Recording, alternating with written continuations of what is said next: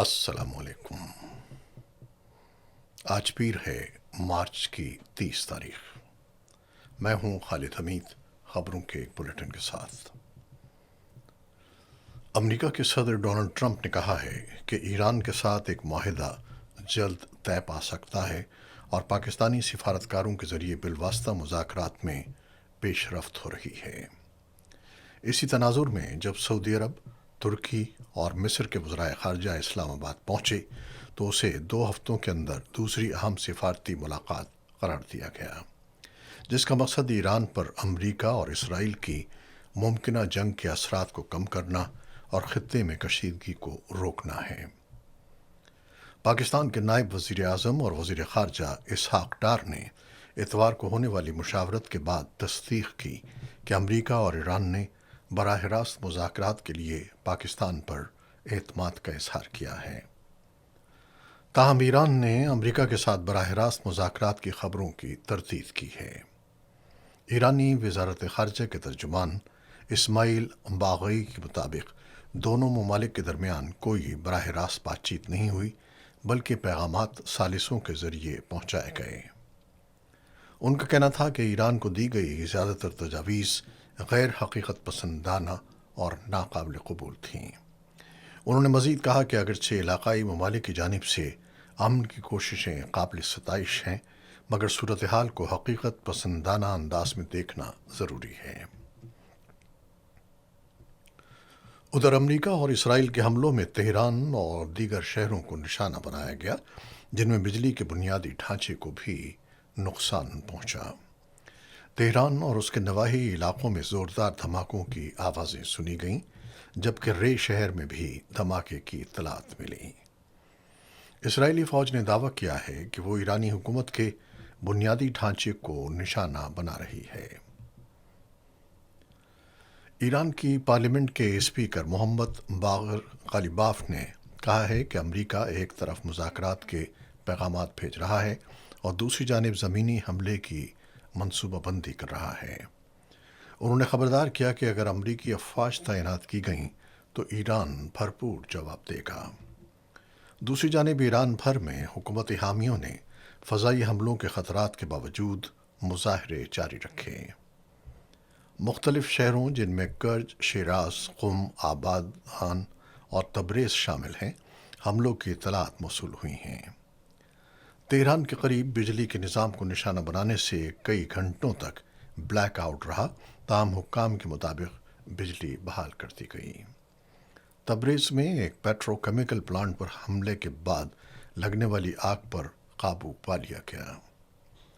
28 فروری سے جاری حملوں میں 2000 سے زائد افراد جاں بحق ہو چکے ہیں، جبکہ ہزاروں شہری مقامات کو نشانہ بنایا گیا ہے۔ خطے میں کشیدگی مزید بڑھ گئی ہے۔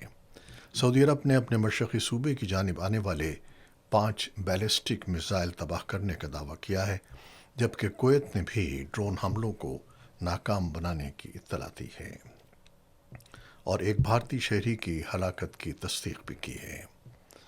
بحرین میں متعدد بار خطرے کے سائرن بجائے گئے اور شہریوں کو محفوظ مقامات پر منتقل ہونے کی ہدایت کی گئی۔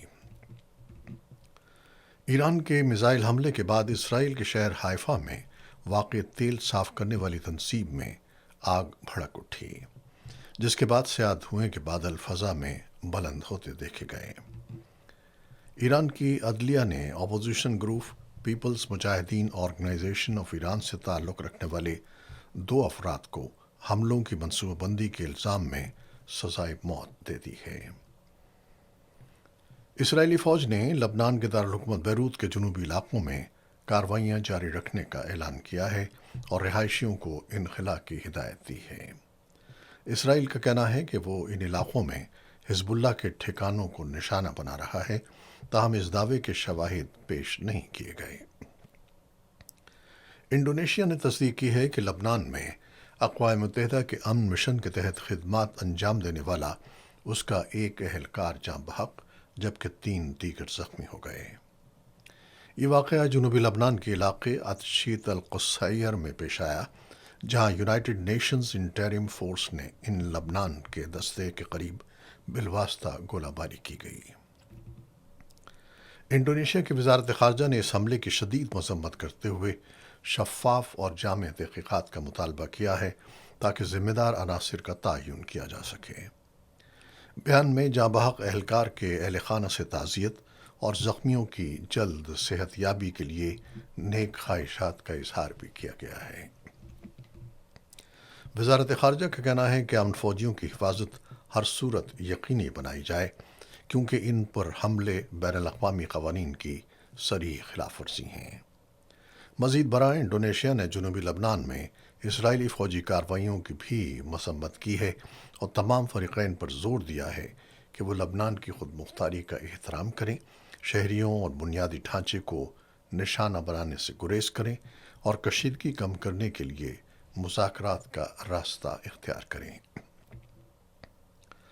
ادھر عراق کے دارالحکومت بغداد میں بھی دھماکوں کی آوازیں سنی گئی ہیں، جہاں اطلاعات کے مطابق امریکی لاجسٹک سہولت کو نشانہ بنایا گیا، جبکہ غزہ شہر کے جنوب مشرق میں اسرائیلی فضائی حملے میں کم از کم 3 فلسطینی جاں بحق اور متعدد زخمی ہو گئے۔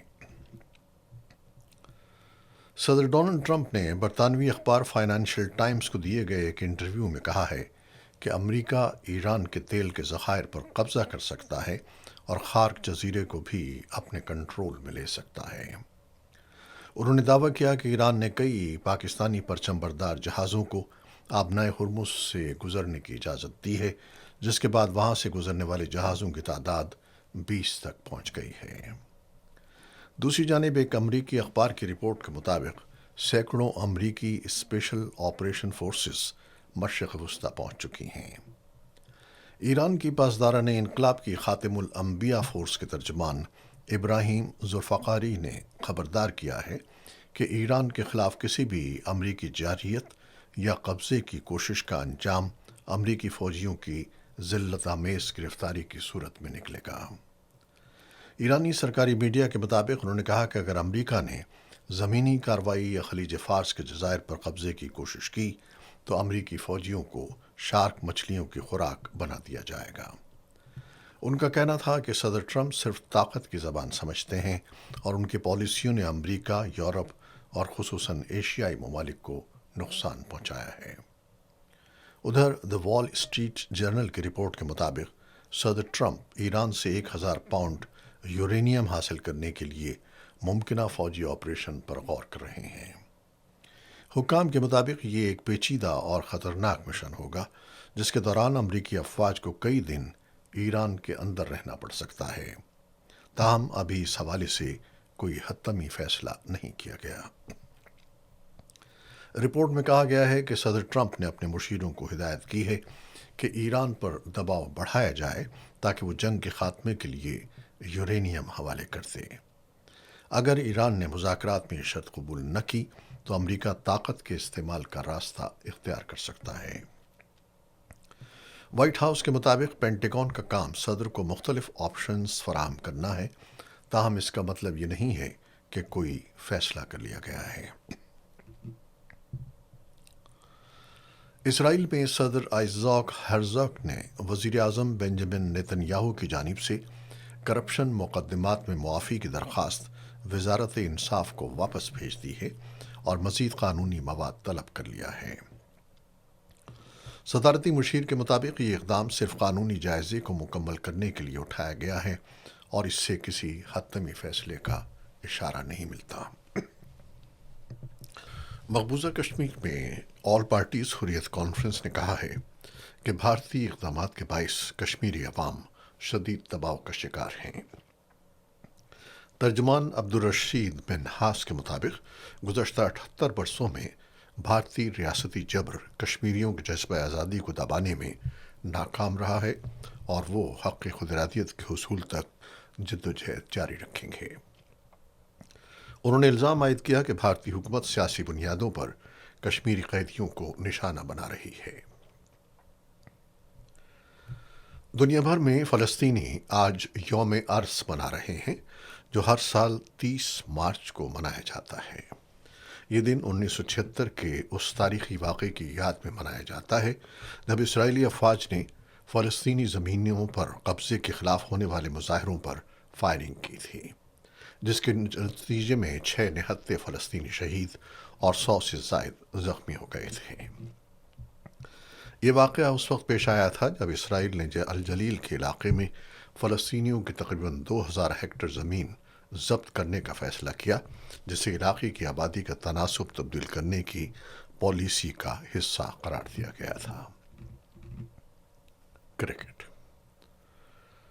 پاکستان سپر لیگ کے 11ویں ایڈیشن کے ایک اہم میچ میں کراچی کنگز نے سنسنی خیز مقابلے کے بعد لاہور قلندرز کو 4 وکٹوں سے شکست دے دی۔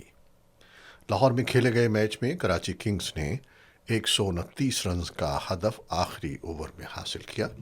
آل راؤنڈر عباس آفریدی نے آخری اوور میں حارث رؤوف کو ایک چوکا اور ایک چھکا لگا کر ٹیم کو فتح دلائی۔ یہ ایونٹ میں کراچی کنگز کی مسلسل دوسری کامیابی ہے۔ یہ تھیں وہ خبریں جو ہم نے یوٹیوب چینل پر آپ کے لیے پیش کی۔ آپ ہمارے چینل کو دیکھتے ہیں، شیئر کرتے ہیں، پسند کرتے ہیں اور کمنٹس میں اپنی محبتوں کا اظہار کرتے ہیں، جس کے لیے ہم آپ کے بےحد ممنون ہیں۔ اپنی ان کاوشوں کو جاری رکھیے گا۔ خالد حمید کو اب اجازت دیجیے۔ اللہ حافظ۔